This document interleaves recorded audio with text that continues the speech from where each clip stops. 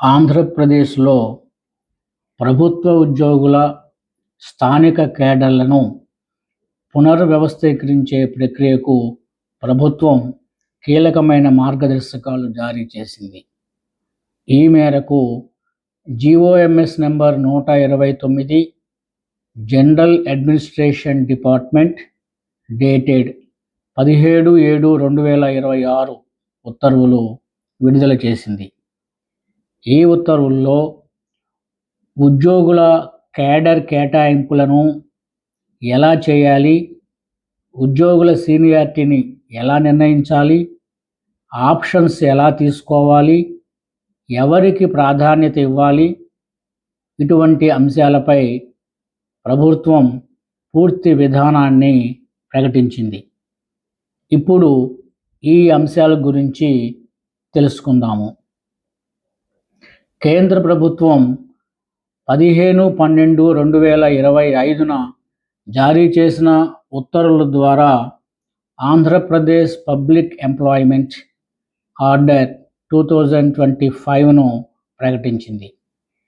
ఈ కొత్త presidential order 15/12/2025 నుంచే అమల్లోకి వచ్చింది. ఇది ఇంతకుముందు అమల్లో ఉన్న 1975 ప్రెసిడెన్షియల్ ఆర్డర్ను రద్దు చేసి దాని స్థానంలో వచ్చింది. కేంద్ర ప్రభుత్వం జారీ చేసిన 2025 ప్రెసిడెన్షియల్ ఆర్డర్ను ఆంధ్రప్రదేశ్ ప్రభుత్వం కూడా తన అధికారిక గెజిట్లో తిరిగి ప్రచురించింది. అంటే ఈ ప్రెసిడెన్షియల్ ఆర్డర్ను రాష్ట్ర ప్రభుత్వం అధికారికంగా స్వీకరించి రాష్ట్రంలో అమలు చేయటానికి అవసరమైన చర్యలు ప్రారంభించింది. పోస్టులను వివిధ స్థానిక కేడర్లుగా విభజించే మార్గదర్శకాలు. ప్రభుత్వం గతంలోనే వివిధ శాఖల్లోని సివిల్ పోస్టులను district cadre, contiguous district cadre, zonal cadre, contiguous zonal cadre, multi zonal క్యాడర్గా ఎలా ఏర్పాటు చేయాలో మార్గదర్శకాలు జారీ చేసింది.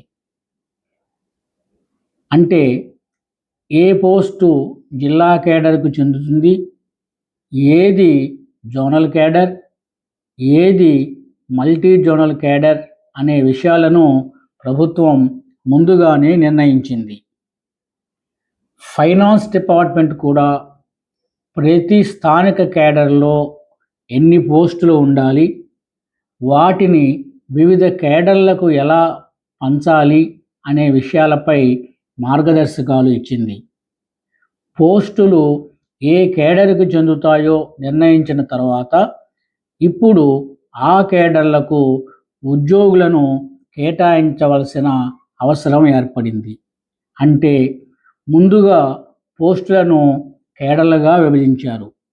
ఇప్పుడు ఆ పోస్టులకు తగిన ఉద్యోగులను కేటాయించే ప్రక్రియ ప్రారంభం కానున్నది. ప్రభుత్వం ప్రతి శాఖకు 3 స్థాయిల ఇంప్లిమెంటేషన్ కమిటీలను ఏర్పాటు చేసింది. ఈ కమిటీలు ప్రెసిడెన్షియల్ ఆర్డర్, ప్రభుత్వం జారీ చేసిన ఉత్తర్వులు, అపెండిక్స్లో ఇచ్చిన విధానాన్ని అనుసరించి ఉద్యోగులను కొత్త స్థానిక కేడర్లకు కేటాయిస్తాయి. అంటే ఉద్యోగుల కేడర్ కేటాయింపు ఒకే అధికారి చేతిలో ఉండదు. జిల్లా స్థాయి, శాఖాధికారి స్థాయి, సచివాలయ స్థాయిలో 3 కమిటీలు పనిచేస్తాయి. ఒకటి district level implementation committee DLC. డిఎల్సిలో ఎవరు ఉంటారు? ఈ కమిటీకి పాత జిల్లా కలెక్టర్ చైర్మన్గా ఉంటారు. కొత్తగా ఏర్పడిన జిల్లా లేదా జిల్లాల కలెక్టర్లు కో-చైర్మన్గా ఉంటారు. పాత జిల్లా స్థాయి శాఖాధిపతి మెంబర్ కన్వీనర్గా ఉంటారు. కొత్త జిల్లాల జిల్లా స్థాయి శాఖాధిపతులు కో-కన్వీనర్లుగా ఉంటారు. పాత మరియు కొత్త జిల్లాలకు చెందిన డిస్ట్రిక్ట్ రెవెన్యూ ఆఫీసర్స్ సభ్యులుగా ఉంటారు. డిఎల్సి పని ఏమిటి? ఈ కమిటీ డిస్ట్రిక్ట్ క్యాడర్ మరియు కంటిగ్యూయస్ డిస్ట్రిక్ట్ క్యాడర్ పోస్టుల్లో ఉన్న ఉద్యోగులను కేటాయిస్తుంది. 2. Head of department level implementation committee HLC. హెచ్ఎల్సిలో ఎవరు ఉంటారు? సంబంధిత శాఖకు చెందిన హెడ్ ఆఫ్ డిపార్ట్మెంట్ ఈ కమిటీకి చైర్మన్గా ఉంటారు. ఆ జోన్లోని పాత మరియు కొత్త జిల్లాల జిల్లా స్థాయి శాఖాధిపతులు సభ్యులుగా ఉంటారు. జోనల్ హెడ్ లేకపోతే హెడ్ ఆఫ్ డిపార్ట్మెంట్ నియమించే సీనియర్ అధికారి మెంబర్ కన్వీనర్గా ఉంటారు. హెచ్ఎల్సి పని ఏమిటి? ఈ కమిటీ జోనల్ క్యాడర్ మరియు కంటిగ్యూయస్ జోనల్ క్యాడర్ ఉద్యోగులను కేటాయిస్తుంది. అంటే జోనల్ స్థాయి పోస్టుల్లో ఉన్న ఉద్యోగులు ఏ జోన్ క్యాడర్కు వెళ్ళాలి అన్నది ఈ కమిటీ నిర్ణయిస్తుంది. 3. Secretariat level implementation committee SLC. ఎస్ఎల్సిలో ఎవరు ఉంటారు? ఈ కమిటీకి special chief secretary, principal secretary, ex officio secretary లేదా సెక్రటరీ టు గవర్నమెంట్ స్థాయి అధికారి చైర్మన్గా ఉంటారు. ప్రతి మల్టీ జోన్లో ఉన్న జోనల్ హెడ్స్ లేదా ప్రభుత్వం నియమించే సీనియర్ అధికారులు సభ్యులుగా ఉంటారు. సంబంధిత శాఖ హెడ్ ఆఫ్ డిపార్ట్మెంట్ మెంబర్ కన్వీనర్గా ఉంటారు. ఎస్ఎల్సి పని ఏమిటి? ఈ కమిటీ మల్టీ జోనల్ క్యాడర్ పోస్టుల్లో ఉన్న ఉద్యోగులను కొత్తగా ఏర్పడిన మల్టీ జోన్స్కు కేటాయిస్తుంది. అంటే మల్టీ జోన్ స్థాయి ఉద్యోగుల కేడర్ కేటాయింపును సచివాలయ స్థాయి కమిటీ నిర్వహిస్తుంది. ఈ 3 ఇంప్లిమెంటేషన్ కమిటీస్ కూడా అపెండిక్స్లో ఇచ్చిన ప్రక్రియను తప్పనిసరిగా అనుసరించాలి. District, contiguous district, zonal, contiguous zonal, multi zonal కేడర్లకు ఉద్యోగులను కేటాయించేటప్పుడు ప్రెసిడెన్షియల్ ఆర్డర్ 2025లోని నిబంధనలు, ఈ జీవోలోని మార్గదర్శకాలను పాటించాలి. Special chief secretaries, principal secretaries, head of departments, implementation committees, district collectors, regional officers, district heads of offices అందరూ ఈ ఉత్తర్వుల ప్రకారము అవసరమైన చర్యలు తీసుకోవాలి. ఈ జీవో జారీ చేయటానికి ఫైనాన్స్ డిపార్ట్మెంట్ సమ్మతి కూడా పొందినట్లు ప్రభుత్వం ఈ ఉత్తర్వుల్లో తెలియజేసింది. ఇప్పుడు ఈ జిఓఎంఎస్ నెంబర్ 129 అపెండిక్స్లో ఉన్న రూల్స్ గురించి తెలుసుకుందాం. రూల్ నెంబర్ 1.1 ముందుగా కేడర్ పోస్టుల సంఖ్య నిర్ణయించడం. ప్రతి శాఖలో పాత జిల్లాకు సంబంధించిన జిల్లా కేడర్ పోస్టుల మొత్తం సంఖ్యను ముందుగా లెక్కిస్తారు. ఇక్కడ ఒక ముఖ్యమైన విషయం ఉంది. పోస్టు ప్రస్తుతం ఏ జిల్లాలో ఉందో చూడరు. ఆ పోస్టు పాత జిల్లాకు సంబంధించిందా లేదా అన్నదే చూస్తారు. అందువల్ల పాత జిల్లాలో మిగిలిన ప్రాంతంలోని పోస్టులు పాత జిల్లా నుంచి పూర్తిగా ఏర్పడిన కొత్త జిల్లాలోని పోస్టులు, పాత జిల్లా ప్రాంతం కొంత భాగము కలిసిన మరో కొత్త జిల్లాలోని పోస్టులు ఇవన్నీ కలిపి కేడర్ పోస్టుల సంఖ్యను నిర్ణయిస్తారు. రూల్ 1.1b వర్కింగ్ స్ట్రెంగ్త్ను ఎలా నిర్ణయిస్తారు? పాత జిల్లా కేడర్కు సంబంధించిన మొత్తం పోస్టుల సంఖ్య నిర్ణయించిన తర్వాత ఆ కేడర్లోని పోస్టుల్లో ప్రస్తుతం పనిచేస్తున్న ఉద్యోగుల సంఖ్యను లెక్కిస్తారు. దీనినే వర్కింగ్ స్ట్రెంగ్త్ అంటారు.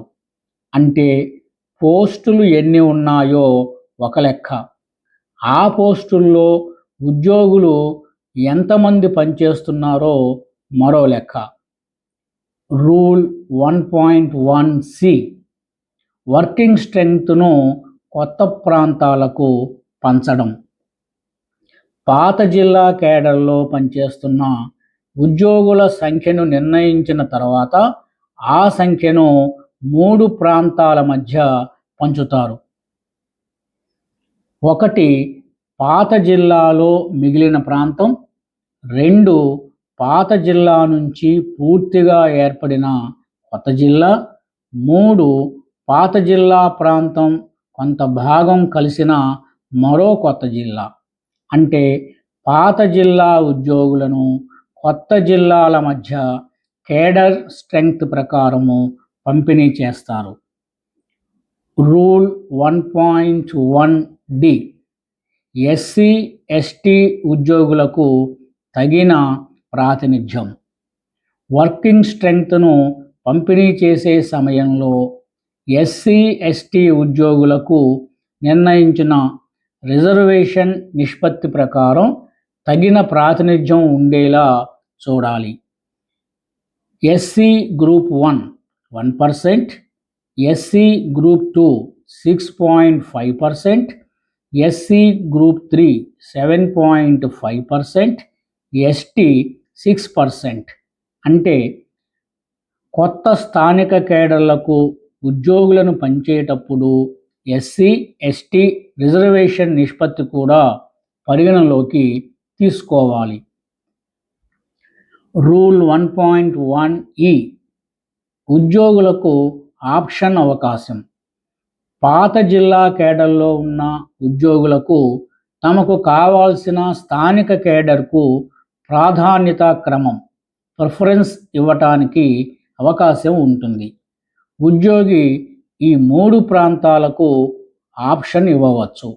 1 పాత జిల్లా నుంచి మిగిలిన ప్రాంతం, 2 పాత జిల్లా నుంచే పూర్తిగా ఏర్పడిన కొత్త జిల్లా, 3 పాత జిల్లా ప్రాంతం కొంత భాగం కలిసిన పొరుగు కొత్త జిల్లా. అంటే ఉద్యోగి తనకు కావలసిన కేడర్ను 1వ, 2వ, 3వ ప్రాధాన్యతగా సూచించవచ్చు. Rule 1.1f final allocation list ఎవరు తయారు చేస్తారు?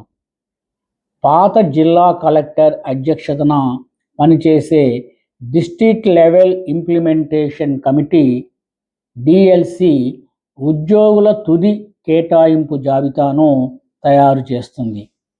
ఈ జాబితా తయారీలో ప్రిఫరెన్షియల్ కేటగిరీ, సీనియారిటీ, ఉద్యోగి ఇచ్చిన ఆప్షన్, జీవోలోని మార్గదర్శకాలు అన్నింటినీ పరిగణలోకి తీసుకుంటారు. తరువాత ఈ జాబితాను సంబంధిత శాఖ జిల్లా అధికారులకు పంపిస్తారు. వారు ఆర్డర్ ఆఫ్ అలొకేషన్ జారీ చేస్తారు. Rule 1.1g zone, multi zone ఉద్యోగులకు కూడా ఇదే విధానం. జిల్లా కేడర్ ఉద్యోగులకు అనుసరించే విధానం జోన్, కంటిజియస్ జోన్, మల్టీ జోన్ కేడర్లకు కూడా వర్తిస్తుంది. ఇంతకుముందు స్టేట్ లెవెల్ పోస్టులుగా ఉన్న కొన్ని పోస్టులు ఇప్పుడు మల్టీ జోన్ పోస్టులుగా మారితే సంబంధిత ఉద్యోగులకు 2 మల్టీ జోన్స్లో ఒకదాన్ని ఎంచుకునే అవకాశం ఇవ్వవచ్చు. రూల్ 1.1h పాత జిల్లాలు పాత జోన్లను ఆధారంగా తీసుకోవాలి. కేడర్ స్ట్రెంగ్త్, వర్కింగ్ స్ట్రెంగ్త్, ఉద్యోగుల సీనియారిటీ నిర్ణయించే సమయంలో ప్రభుత్వం అనెక్సర్ 1లో పేర్కొన్న పాత జిల్లాలు, పాత జోన్లను ఆధారంగా తీసుకోవాలి. రూల్ 1.2 పోస్టులు ఏ కేడర్కు చెందుతాయో పరిశీలించాలి. ఇంప్లిమెంటేషన్ కమిటీ ప్రతి శాఖలోని పోస్టులు district cadre, contiguous district cadre, zonal cadre, contiguous zonal cadre, multi zonal cadre వాటిలో ఏ కేడర్కు చెందుతాయో పరిశీలించాలి. అంటే ప్రతి పోస్టు ఏ స్థానిక కేడర్లో ఉండాలో ప్రభుత్వం ఇచ్చిన ఉత్తర్వుల ప్రకారం అధికారులు ధృవీకరించాలి. Rule 1.3 cadre strength, working strength రెండింటినీ పరిశీలించాలి. ప్రతి కేటగిరీ పోస్టుకు మొత్తం కేడర్ పోస్టులు ఎన్ని, ప్రస్తుతం పనిచేస్తున్న ఉద్యోగులు ఎంతమంది అన్నది అధికారులు పరిశీలించాలి. ఫైనాన్స్ డిపార్ట్మెంట్ జారీ చేసిన ఉత్తర్వుల ప్రకారం ఈ లెక్కలు సరైనవేనా లేదా చూడాలి. రూల్ 1.4 పోస్టుల పంపిణీ సరైనదేనా అని చూడాలి. ప్రతి శాఖలోని పోస్టులు వివిధ స్థానిక కేడర్లకు ప్రభుత్వం నిర్ణయించిన విధంగానే పంపిణీ అయ్యాయా లేదా ఇంప్లిమెంటేషన్ కమిటీ పరిశీలించాలి. రూల్ 1.5 ఏ పోస్టు ఏ ఉద్యోగి లెక్కలో మిగలకూడదు. ఈ ప్రక్రియలో ఏ పోస్టు కూడా ఏ ఉద్యోగి కూడా లెక్కలో మిగిలిపోకూడదు. ఎవరైనా ఉద్దేశపూర్వకంగా పోస్టును లేదా ఉద్యోగిని దాచినట్లు తర్వాత తేలితే సంబంధిత బాధ్యులపై చర్యలు తీసుకుంటారు. అంటే ఒక్క ఉద్యోగి కూడా ఎలొకేషన్ లేకుండా మిగలకూడదు. రూల్ 1.6 డ్రాఫ్ట్ సీనియారిటీ లిస్ట్ ఎలా తయారు చేయాలి. ఉద్యోగుల కేటాయింపుకు తయారు చేసే డ్రాఫ్ట్ సీనియారిటీ లిస్ట్ DSL ప్రభుత్వం ఇచ్చిన సర్క్యులర్ మెమో ప్రకారం తయారు చేయాలి. రూల్ 1.6B సర్వీస్ రిజిస్టర్ ఆధారంగా వివరాలు.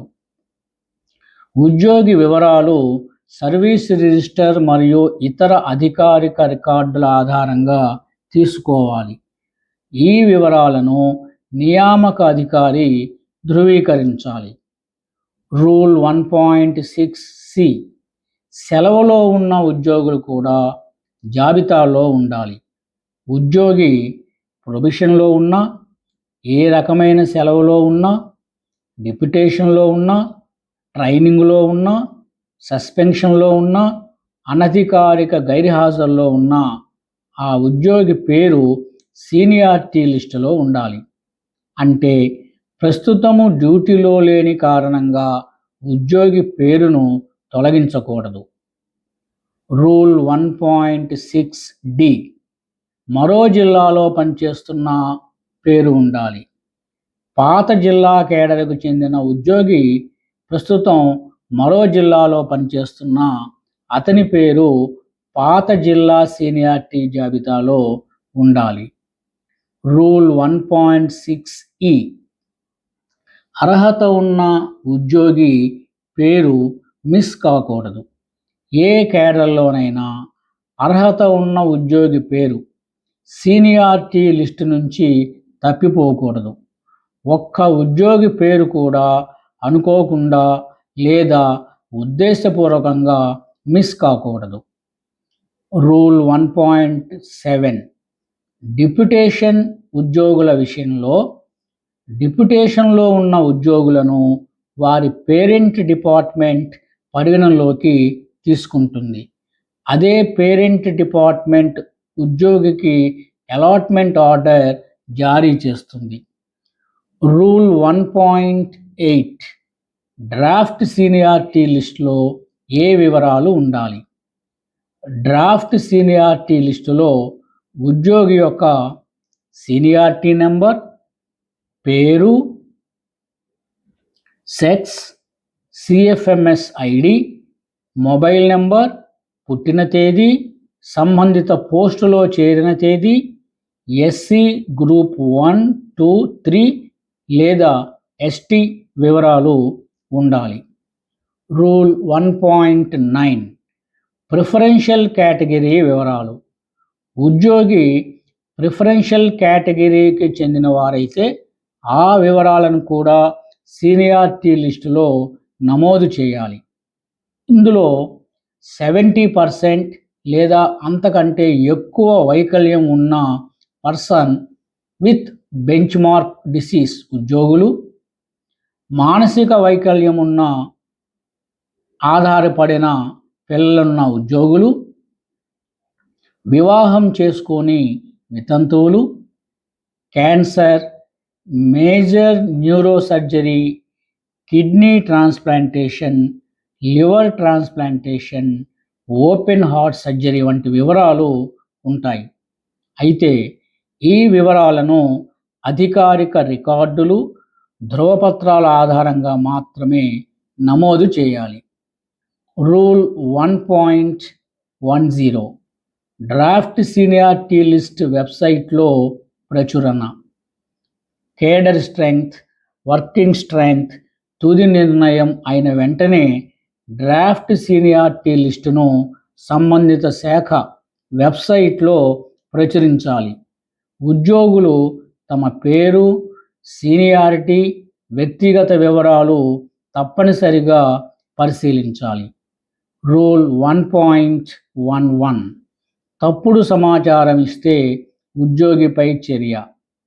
ఉద్యోగి ఇచ్చిన సమాచారం తప్పుడు లేదా తప్పు లేదా తప్పుదారి పట్టించే విధంగా ఉన్నట్లు తేలితే ఏపీసీఎస్ సిసిఏ రూల్స్ 1991 ప్రకారము తీవ్రమైన శిక్షా చర్యలు తీసుకోవచ్చు. ఆ తప్పుడు సమాచారం ఆధారంగా జరిగిన అలాట్మెంట్ను కూడా రద్దు చేయవచ్చు. రూల్ 1.12 అధికారులు తప్పుగా ధృవీకరిస్తే చర్య. ఉద్యోగి వివరాలను సరైన పరిశీలన లేకుండా అధికారులు ధృవీకరించిన లేదా ముందుకు పంపిన సంబంధిత అధికారిపై కూడా ఏపీసీఎస్ సిసిఏ రూల్స్ ప్రకారం చర్యలు తీసుకోవచ్చు. అంటే ఉద్యోగి మాత్రమే కాదు, తప్పుగా ధృవీకరించిన అధికారి కూడా బాధ్యత వహించాలి. రూల్ 1.13 ఈ సీనియారిటీ లిస్ట్ ప్రత్యేక ప్రయోజనం కోసం మాత్రమే. ఇది చాలా ముఖ్యమైన విషయం. ఈ సీనియారిటీ లిస్ట్ స్థానిక కేడర్ కేటాయింపు కోసం మాత్రమే తయారు చేస్తారు. రూల్ 1.14 అసలు సర్వీస్ సీనియారిటీ మారదు. ఈ కేటాయింపు కోసం తయారు చేసిన సీనియారిటీ లిస్ట్ ఆధారంగా ఉద్యోగి యొక్క అసలు సర్వీసు సీనియారిటీ నిర్ణయించబడదు. అసలు సర్వీసు సీనియారిటీ సంబంధిత సర్వీస్ రూల్స్ ప్రకారమే ఉంటుంది. రూల్ 1.15 సీనియారిటీ లిస్టులో స్థానం హక్కుగా పరిగణించబడదు. ఈ సీనియారిటీ లిస్టులో పేరు ఉండటం, ఒక సీనియారిటీ నెంబర్ రావటం వల్ల ఉద్యోగికి భవిష్యత్తులో కేడర్ కేటాయింపుపై శాశ్వత హక్కు, సీనియారిటీపై హక్కు, ఆప్షన్పై హక్కు, పోస్టుల నిష్పత్తి కేటాయింపుపై హక్కు ఏదీ ఏర్పడదు. అంటే ఈ జాబితాలో పేరు రావటం మాత్రమే తుది హక్కు కాదు. రూల్ 1.16 ఉద్యోగ సంఘాలతో అవగాహన సమావేశం. ఇంప్లిమెంటేషన్ కమిటీస్ గుర్తింపు పొందిన ఉద్యోగ సంఘాలతో సమావేశాలు నిర్వహించాలి. ఈ సమావేశాల్లో స్థానిక కేడర్ల నిర్మాణం, పోస్టుల కేటాయింపు విధానం, ఉద్యోగుల కేటాయింపు సూత్రాలు, అమలు ప్రక్రియ వివరించాలి. రూల్ 1.17 ఆప్షన్ ఫామ్ ఇవ్వాలి. డ్రాఫ్ట్ సీనియారిటీ లిస్టులో పేరు ఉన్న ప్రతి ఉద్యోగికి ఆప్షన్ ఫామ్ ఇవ్వాలి. ఈ ఆప్షన్ ఫామ్ను ఉద్యోగి పనిచేస్తున్న కార్యాలయ హెడ్ ఆఫ్ ఆఫీస్ జారీ చేయాలి. రూల్ 1.18 ఆప్షన్ ఫామ్ ద్వారా ప్రాధాన్యత ఇవ్వాలి. ఆప్షన్ ఫామ్లో ఉద్యోగి తనకు కావలసిన స్థానిక కేడర్కు ప్రాధాన్యతా క్రమం ఇవ్వవచ్చు. అంటే district, continuous district, zone, continuous zone, multi zone వాటిలో తన ప్రాధాన్యతను సూచించవచ్చు. Stage 2 rule 2.1 implementation committee draft seniority లిస్టును పరిశీలించి ఆమోదించాలి. రూల్ 2.2 డ్రాఫ్ట్ సీనియారిటీ లిస్ట్ ప్రచురణ. Finance department final cadre strength, working స్ట్రెంగ్త్కు సంబంధించిన ఉత్తర్వులు జారీ చేసిన వెంటనే డ్రాఫ్ట్ సీనియారిటీ లిస్టును డిపార్ట్మెంట్ వెబ్సైట్లో ప్రచురించాలి. రూల్ 2.3 అభ్యంతరాలకు 5 రోజులు. డ్రాఫ్ట్ సీనియారిటీ లిస్టు ప్రచురించిన తేదీ నుంచి ఉద్యోగులకు 5 రోజుల్లోపు అభ్యంతరాలు చెప్పే అవకాశం ఉంటుంది. పేరు లేకపోయినా, వివరాలు తప్పుగా ఉన్నా, సీనియారిటీ తప్పుగా ఉన్నా అభ్యంతరము తెలియచేయవచ్చు. రూల్ 2.4 అభ్యంతరాల పరిశీలన. ఉద్యోగుల నుంచి వచ్చిన అభ్యంతరాలను ఇంప్లిమెంటేషన్ కమిటీ పరిశీలించి నిర్ణయం తీసుకోవాలి. Rule 2.5 final seniority list. Draft seniority list ప్రచురించిన తేదీ నుంచి 7వ రోజున ఫైనల్ సీనియారిటీ లిస్ట్ ప్రచురించాలి. రూల్ 2.6 అభ్యంతరాలపై తీసుకున్న నిర్ణయం కూడా ఉండాలి. ఫైనల్ సీనియారిటీ లిస్టులో ఉద్యోగులు ఇచ్చిన అభ్యంతరాలు, వాటిపై తీసుకున్న నిర్ణయం ఏమిటో కూడా వివరించాలి. అంటే అభ్యంతరాన్ని ఎందుకు అంగీకరించారు లేదా తిరస్కరించారు అన్నది స్పష్టంగా ఉండాలి. రూల్ 2.7 ఫైనల్ లిస్ట్ తర్వాత ఆప్షన్ ఫామ్. ఫైనల్ సీనియారిటీ లిస్టులో పేరు ఉన్న ప్రతి ఉద్యోగి 5 రోజుల్లోపు ఆప్షన్ ఫామ్ను హెడ్ ఆఫ్ ఆఫీసుకు ఈమెయిల్ ద్వారా పంపాలి. రూల్ 2.8 అందరూ ఉద్యోగులు ఆప్షన్ ఫామ్ ఇవ్వాలి. ఉద్యోగి డ్యూటీలో ఉన్న, డిప్యుటేషన్లో ఉన్న, సెలవులో ఉన్న,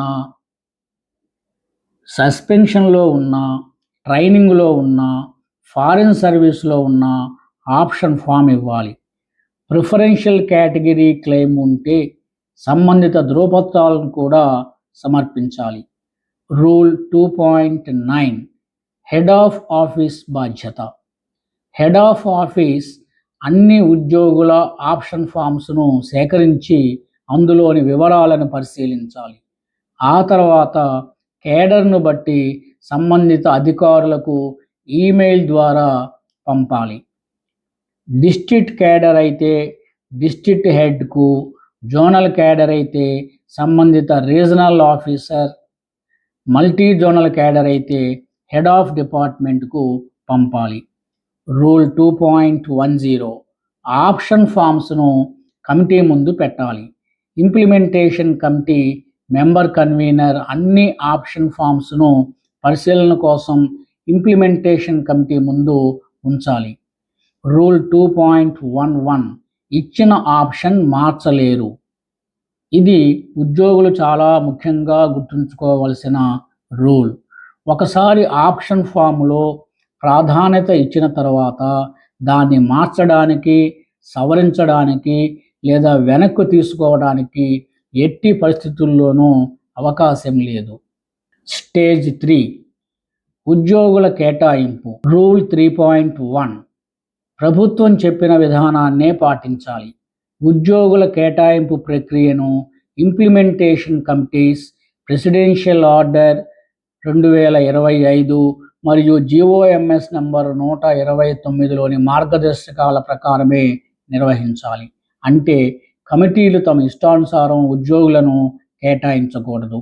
ప్రభుత్వం నిర్ణయించిన రూల్స్ ప్రకారమే చేయాలి. రూల్ 3.2 ఉద్యోగుల కేటాయింపుకు 3 అంశాలు ఆధారం. ఉద్యోగులను కేటాయించే సమయంలో కమిటీలు ప్రధానంగా 3 అంశాలను పరిగణలోకి తీసుకోవాలి. 1.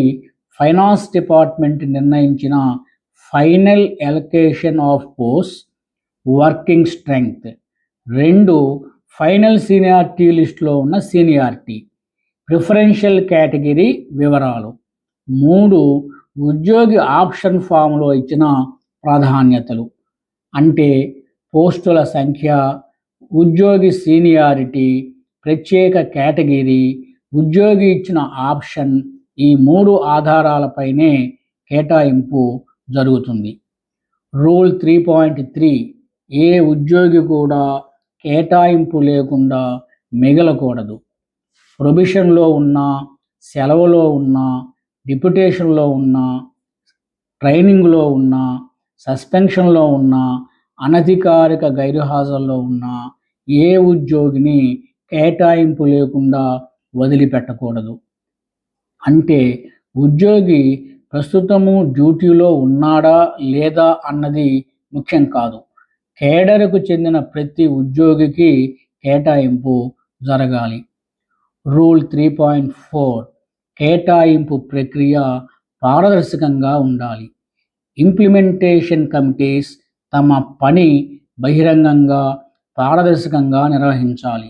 ప్రభుత్వం నిర్ణయించిన విధానంలో ఎలాంటి మార్పులు లేదా పక్కదారి ఉండకూడదు. అంటే ఎవరికీ ప్రత్యేకంగా, అనుకూలంగా లేదా వ్యతిరేకంగా వ్యవహరించకూడదు. రూల్ 3.5 ఉద్యోగులతో అధికారులు మర్యాదగా వ్యవహరించాలి. కేటాయింపు ప్రక్రియలో పాల్గొనే కమిటీ సభ్యులు, అధికారులు, సిబ్బంది ఉద్యోగులతో ఓర్పుగా, మర్యాదగా, గౌరవంగా మాట్లాడాలి. ఉద్యోగులు తమ సమస్యలు లేదా అభ్యంతరాలు చెప్పినప్పుడు వాటిని వృత్తిపరమైన పద్ధతిలో వినాలి. అయితే ఫిర్యాదులను నిబంధనల ప్రకారం నిష్పక్షపాతంగా, స్పష్టంగా పరిష్కరించాలి. అంటే ఉద్యోగులను గౌరవంగా చూడాలి, కానీ రూల్స్ విషయంలో పక్షపాతం ఉండకూడదు. రూల్ 3.6 ఫైనల్ వర్కింగ్ స్ట్రెంగ్త్కు మించి పోస్టులు భర్తీ చేయరాదు. ఒక స్థానిక కేడర్కు ఫైనల్ వర్కింగ్ స్ట్రెంగ్త్ ఎంత సంఖ్య నిర్ణయించబడిందో అంతమంది పోస్టుల మేరకే కేటాయింపు చేయాలి. అంటే ఖాళీలు ఉన్నాయని చెప్పి వర్కింగ్ స్ట్రెంగ్త్కు మించి ఉద్యోగులను కేటాయించకూడదు. స్టేజ్ 4 ఉద్యోగుల కేటాయింపు విధానం. రూల్ 4.1 కొన్ని ఉద్యోగులకు ప్రత్యేక ప్రాధాన్యత. ప్రభుత్వం పరిపాలనా అవసరాలు, సీనియారిటీ, సమతుల్య కేడర్ ఏర్పాటు, ఉద్యోగుల ప్రాధాన్యతలు వంటి అంశాలను పరిశీలించింది. కొన్ని ప్రత్యేక పరిస్థితుల్లో ఉన్న ఉద్యోగులను సాధారణ సీనియారిటీ క్రమంలో కాకుండా ముందుగా కేటాయించాలి అని నిర్ణయించింది. అంటే కొంతమంది ఉద్యోగులకు సీనియారిటీ కంటే ప్రత్యేక పరిస్థితులకు ప్రాధాన్యత ఇస్తారు. రూల్ 4.2 వీరిని ప్రిఫరెన్షియల్ కేటగిరీస్ అంటారు.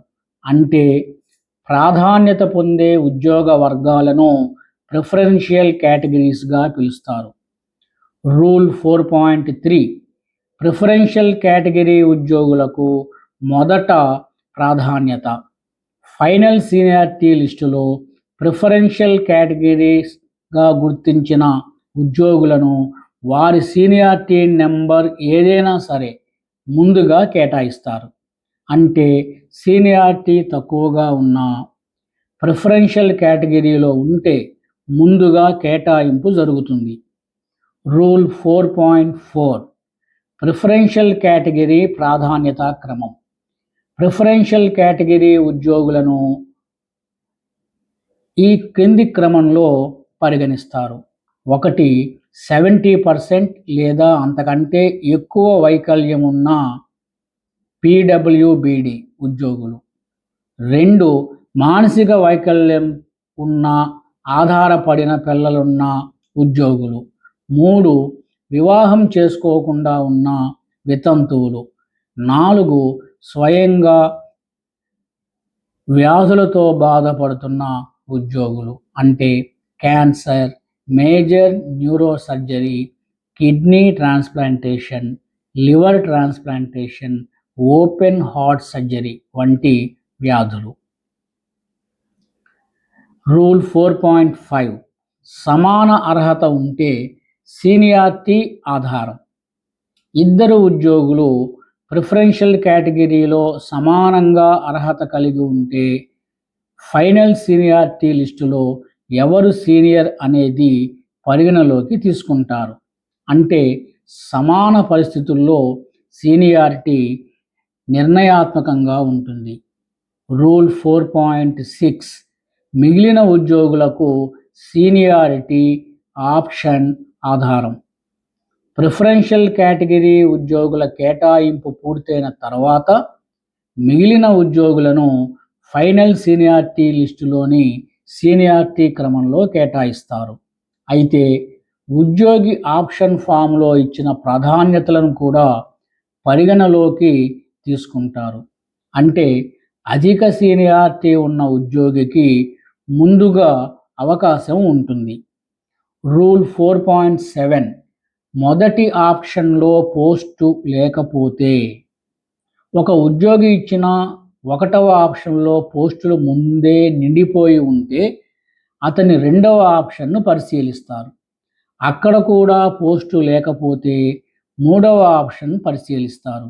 అంటే సీనియారిటీ ఎక్కువ ఉన్నవారు ముందుగా పోస్టులు పొందటంతో 1వ ఆప్షన్లో పోస్టు లేకపోతే తదుపరి ఆప్షన్లకు వెళ్తారు.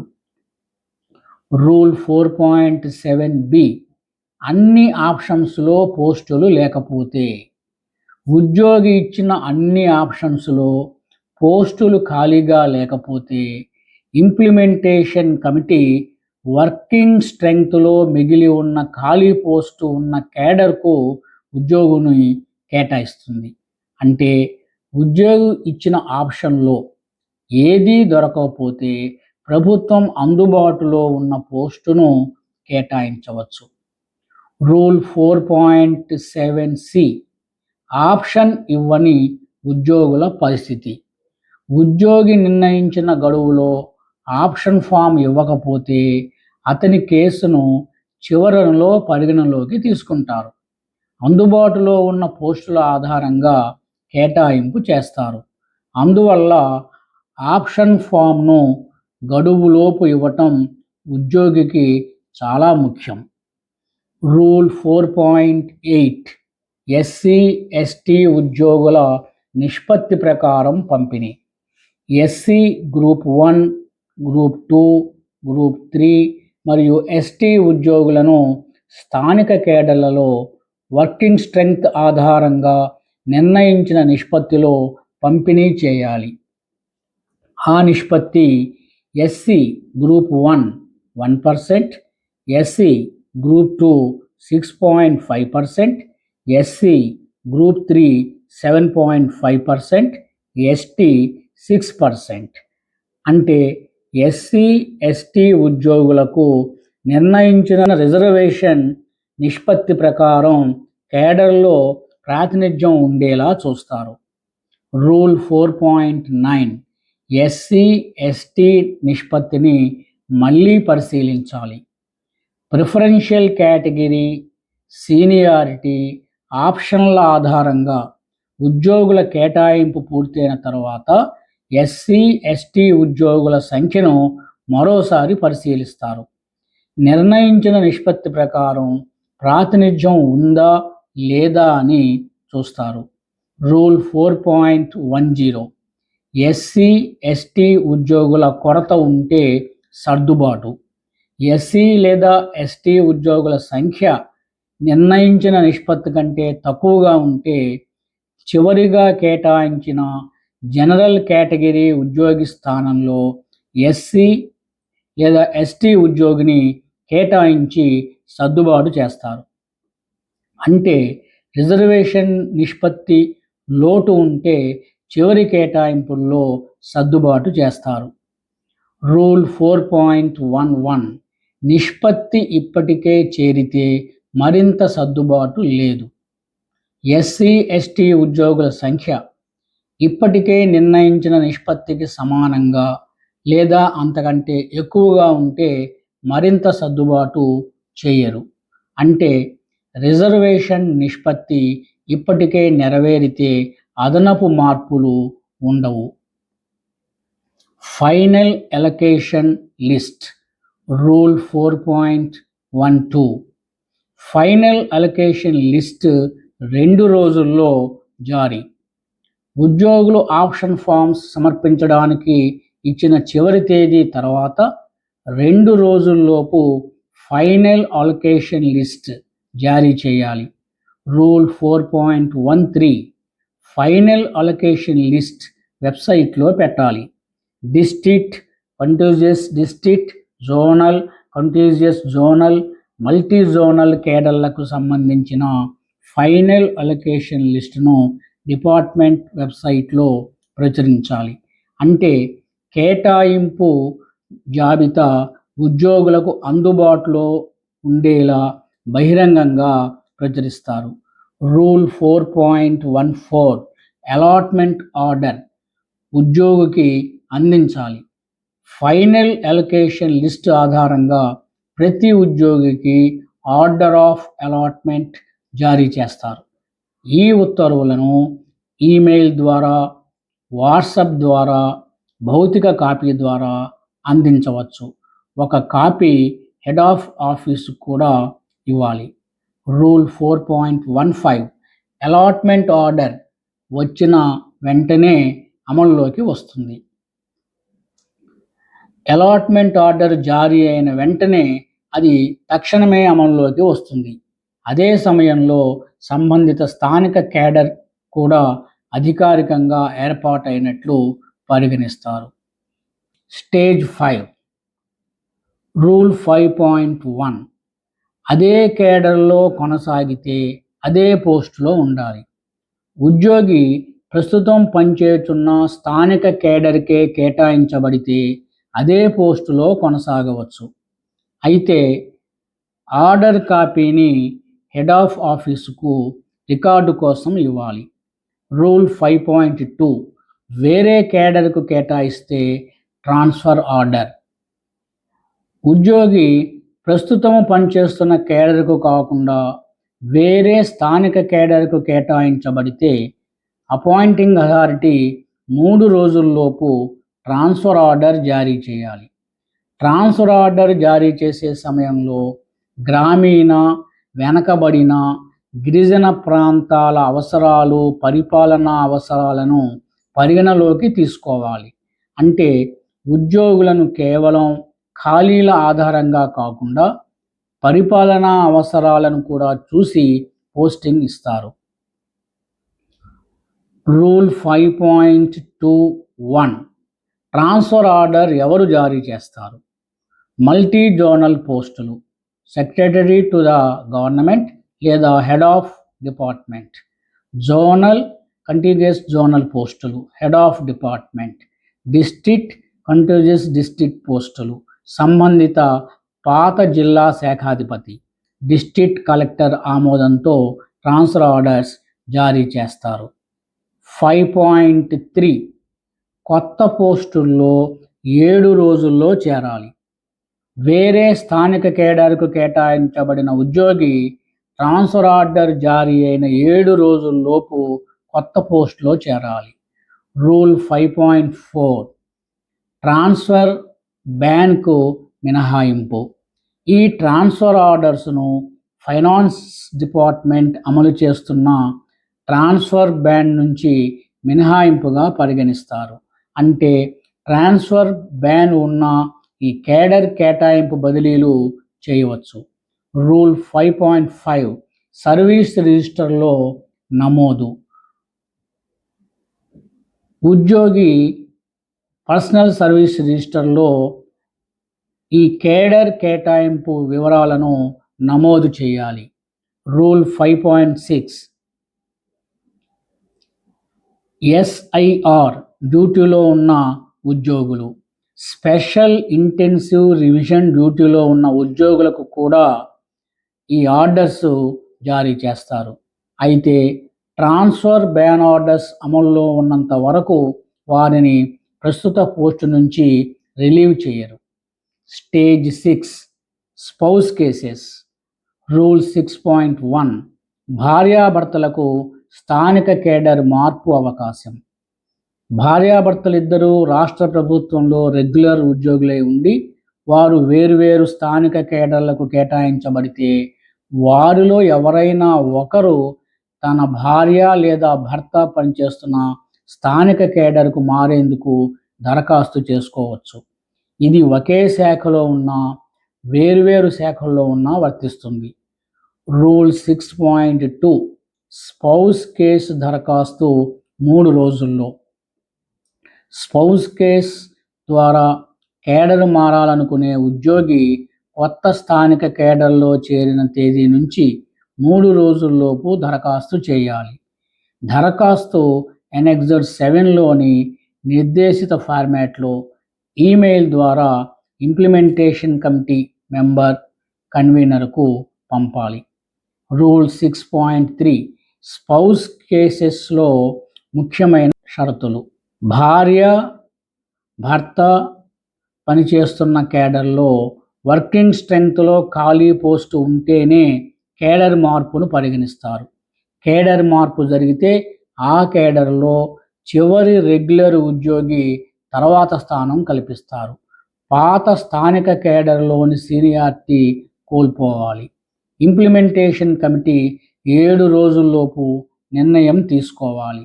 అంటే స్పౌస్ కేస్ ద్వారా కేడర్ మార్పు సాధ్యమే కానీ పాత సీనియారిటీని కోల్పోవలసి ఉంటుంది. స్టేజ్ 7 రూల్ 7.1 అలాట్మెంట్పై అప్పీల్ చేసే అవకాశం. ఉద్యోగి తన అలాట్మెంట్ ఆర్డర్పై అభ్యంతరం ఉంటే ముందుగా కేటాయించిన పోస్టులో చేరాలి.